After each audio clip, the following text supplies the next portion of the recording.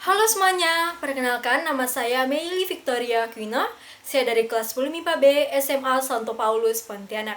Pada video kali ini, saya akan membahas mengenai wirausahaan yang telah berjuang dari nol hingga menjadi sukses. Cerita yang saya ambil adalah kisah hidup dari seorang Chairul Tanjung. Chairul Tanjung adalah pengusaha asal Indonesia. Anak dari pasangan Abdul Ghaffar Tanjung dan Hilmah ini lahir pada 16 Juni 1962 di Jakarta, Indonesia. Ia telah memiliki seorang istri yang bernama Anita Ratnasari dan dua orang anak yang bernama Putri Indasari Tanjung dan Rahmat Dwi Putra Tanjung. Nama Chairul Tanjung sudah sering sekali bermunculan di televisi dan di internet. Chairul Tanjung dikenal sebagai orang terkaya ke-568 di dunia dan ke-7 di Indonesia pada tahun 2018 versi majalah Forbes. Kekayaan bersihnya sekarang mencapai 3,8 US dollar. Chairul Tanjung mempunyai 3 perusahaan utama dari bidang media, yaitu layanan finansial, retail, hingga properti dan sumber daya alam. Karena kecerdasannya dalam manajemen uang, pria kelahiran 16 Juni 1962 ini pernah ditunjuk menjadi Menteri Koordinator Perekonomian Indonesia saat masa pemerintahan Susilo Bambang Yudhoyono. Ia menggantikan Hatta Rajasa yang saat itu naik menjadi calon wakil presiden mendampingi Prabowo Subianto dari 19 Mei 2014 hingga 27 Oktober 2014. Sebelum namanya melanglang buana, anak dari 6 bersaudara ini pernah mengecap pahitnya kehidupan dan dijuluki sebagai anak singkong alias anak kampung yang serba kekurangan karena ayahnya di PHK. Chairul Tanjung adalah anak dari wartawan bernama Abdul Ghaffar Tanjung. Saat zaman Orde Baru, tulisannya dianggap berbahaya dan menantang penguasa. Akibatnya, mereka sekeluarga menjadi bangkrut.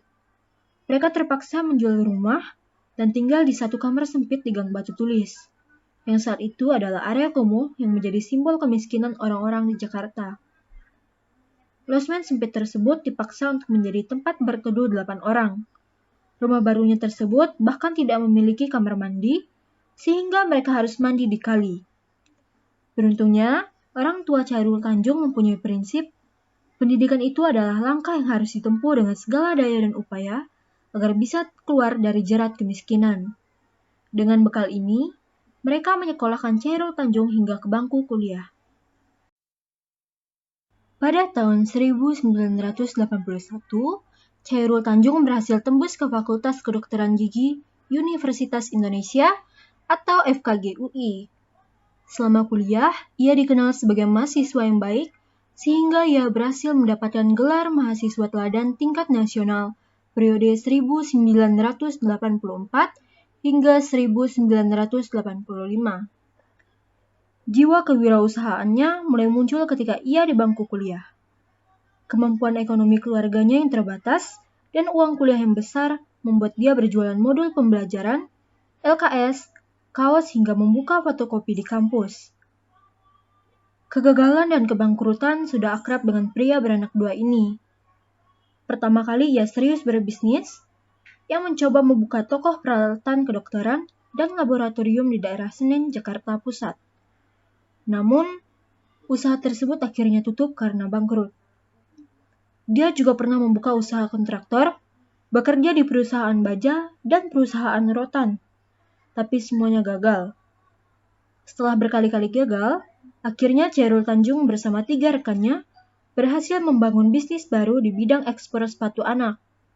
Nama perusahaannya adalah PT Pariarti Sindutama. Dengan bermodalkan 150 juta dari pinjaman bank, usahanya terbilang sukses.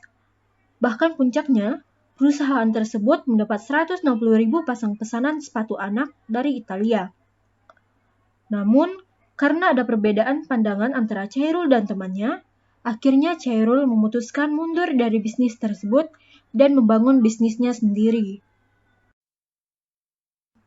Karena Chairul Tanjung rendah hati dan tidak pernah memilih-milih teman, dia berhasil membangun jaringan yang membuatnya berhasil mendirikan Para Group. Sekarang, kita mengenal Para Group dengan nama CT Corp, yang punya banyak anak perusahaan. Salah satunya adalah Transcorp, yaitu Trans TV dan Trans 7, yang menjadi sumber kekayaan utama Chairul Tanjung. Namun, tentu kesuksesan Trans TV dan Trans 7 sekarang tidak diperoleh secara instan. Dulu, Chairul Tanjung harus meminjam hingga 400 miliar ke bank untuk membuat Trans TV. Dan saat awal-awal mengudara, setiap bulannya Chairul Tanjung rata-rata rugi hingga 30 miliar. Trans TV pertama kali melakukan siaran uji coba pada bulan Desember 2001. Trans TV mulai jaya pada tahun 2008, dan pada tahun yang sama, Chairul Tanjung mengambil alih TV 7 milik Kompas dan mengganti namanya menjadi Trans 7 yang menyumbang triliunan rupiah ke kantong Chairul Tanjung. Dari kisah hidup seorang Chairul Tanjung tadi, saya mengambil kesimpulan, jika kita mau menjadi orang yang sukses, kita harus bekerja keras, pantang menyerah, dan tentunya kita harus berani mengambil resiko. Semoga kisah dari Chairul Tanjung ini dapat menginspirasi kita semua untuk menjadi orang yang sukses. Sekian dari saya, terima kasih.